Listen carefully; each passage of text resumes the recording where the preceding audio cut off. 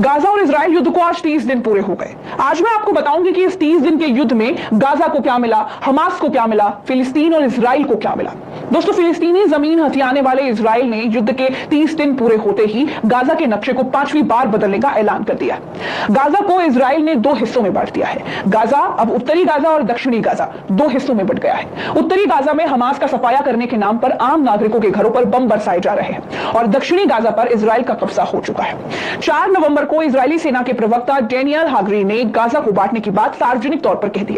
इससे साफ हो गया है कि जंग के 30 दिन पूरे होते होते इजरायली सेना ने गाजा के 2 टुकड़े कर दिए हैं। इतना ही नहीं दोस्तों, महीने भर की इस जंग ने फिलिस्तीन के नक्शे के अलावा हमास की ताकत और मुस्लिम देशों की सियासत को भी बदल कर रख दिया है। दोस्तों, 1917 में फिलिस्तीन के भीतर यहूदियों की आबादी सिर्फ 6% थी। आज की तारीख में इजराइल पूरे फिलिस्तीन को निगल गया है। जो फिलिस्तीनी बचे हैं वो इजराइल की दया पर ही जिंदा है। ये 3 नक्शे आपके सामने हैं। पहले नक्शे में पूरा इजराइल फिलिस्तीन था, फिर दूसरे नक्शे में गाजा और वेस्ट बैंक ही फिलिस्तीन के पास बचा। अब गाजा भी 2 टुकड़ों में बट चुका है और बहुत जल्द पूरा गाजा इजरायली नक्शे में मिल जाएगा।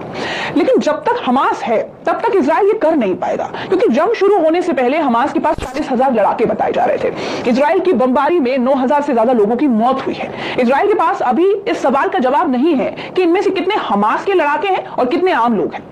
दोस्तों, जब हम इजराइल और फिलिस्तीन युद्ध के बीते 30 दिनों को देखते हैं तो ये पाते हैं कि जंग से पहले हमास के पास 15,000 रॉकेट्स का जखीरा था। इसमें 8,100 से ज्यादा रॉकेट्स इजराइल पर दागे जा चुके हैं। अब भी 7,000 रॉकेट्स बचे हुए हैं। 2008 की जंग के वक्त हमास के रॉकेटों की अधिकतम सीमा 40 किलोमीटर थी, लेकिन 2021 तक ये बढ़कर 230 किलोमीटर हो चुकी है।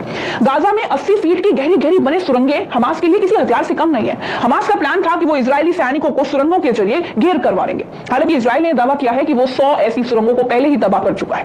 दोस्तों, हम दूसरी तरफ देखते हैं तो ये पाते हैं कि हमास अकेला नहीं है। गाजा को हथियारों की सप्लाई ईरान और लीबिया से होती है। ईरान से गाजा तक हथियार पहुंचाने के लिए पहले उन्हें यमन तक लाया जाता है, फिर वहां से हथियारों को मिस्र के पास स्वेज नहर तक पहुंचाया जाता है और यहां से सिनाई होते हुए गाजा पट्टी तक पहुंचाते हैं। वही एक रास्ता सुडान से भी निकलता है। पहले हथियारों को सुडान पहुंचाया जाता है, वहां से रेगिस्तान के रास्ते से मिस्र की स्वेज नहर तक और फिर गाजा पट्टी। दोस्तों, गाजा में बेरोजगारी दर 47% है और गरीबी 80% है। लेकिन हमास की सेना के पास बजट की कोई कमी नहीं है। हमास अपनी फौज पर सालाना 100 से $350 मिलियन तक खर्च करता है और यही एक वजह है कि हमास की फंडिंग पर भी इजराइल और अमेरिका की नजर है।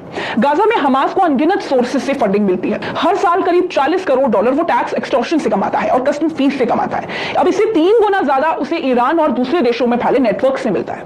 अरब और दुनिया की राजनीति पर इन 30 दिनों में इजराइल और हमास का जंग का क्या असर हुआ है, यह भी हमें जानना चाहिए। दोस्तों, हमास ने इजराइल पर हमले की जो शुरुआत की थी, इस हमले के पीछे ईरान का अप्रत्यक्ष रोल है। वो नहीं चाहता कि अब्राहम एफोर्ड सफल हो। पिछले 26 सालों में इजराइल और अरब देशों के बीच होने वाला यह पहला शांति समझौता है। इसमें यूएई, मोरक्को, सूडान, जॉर्डन समेत कई अरब देशों ने इजराइल के साथ बेहतर संबंध बनाने शुरू किए थे। कुछ दक्षिणपंथी विचारक कहते हैं कि ईरान खुद को इन देशों का नेता बनाना चाहता था। इसी वजह से ईरान ने उकसाकर इस हमले की जमीन को तैयार कर दिया। ईरान दुनिया और अरब देशों में अपना इंफ्लुएंस बढ़ाना चाह रहा था। ऐसे में वो अमेरिकी प्रयास से सऊदी अरब और इजराइल के बीच होने वाले समझौते को भी सफल नहीं होने देना चाह रहा था। उसे ऐसा लगता था कि ऐसा हुआ तो फिलिस्तीन समेत आसपास के देशों पर सुन्नी देश सऊदी का प्रभाव पड़ेगा। वो अपने पड़ोस में इस बात को भी किसी तरह से बर्दाश्त नहीं कर पा रहा था। दोस्तों, 30 दिन के युद्ध में सिर्फ गाजा की जमीन छीनी है। गाजा के मासूम लोगों की जानें गई है, इजराइल के मासूमों की जानें गई है। इस 30 दिन के युद्ध ने यह दिखा दिया कि दुनिया में शांति कायम करने वाली संस्था यूएन कितनी निकम्मी है। जहां सीज फायर का प्रस्ताव पास होने के बावजूद आज तक गाजा में शांति स्थापित नहीं हुई, आम लोगों के हक और अधिकार प्रोटेक्ट नहीं हुए। 30 दिनों के युद्ध ने बता दिया कि मुस्लिम देश नागरिकों के अधिकारों के लिए कभी एक नहीं हो सकते। 30 दिन के युद्ध ने बता दिया कि जब तक किसी से कोई सीधा हित न जुड़ा हो, तब तक इस दुनिया में सब अकेले हैं। नमस्कार।